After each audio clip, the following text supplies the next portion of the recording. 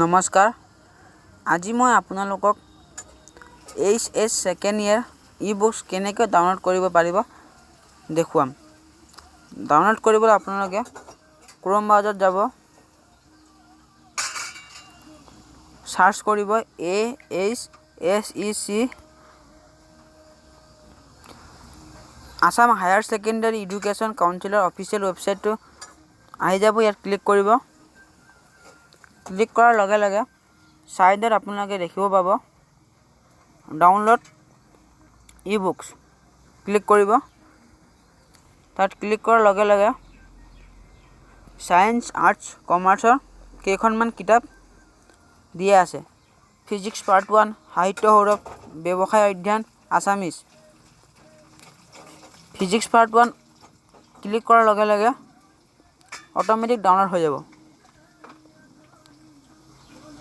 এনেদৰে আপোনালোকে ডাউনলোড কৰিব পাৰিব। যদি ভিডিঅ'টো চাই ভাল পায় লাইক আৰু নতুন হ'লে ছাবস্ক্ৰাইব কৰিব।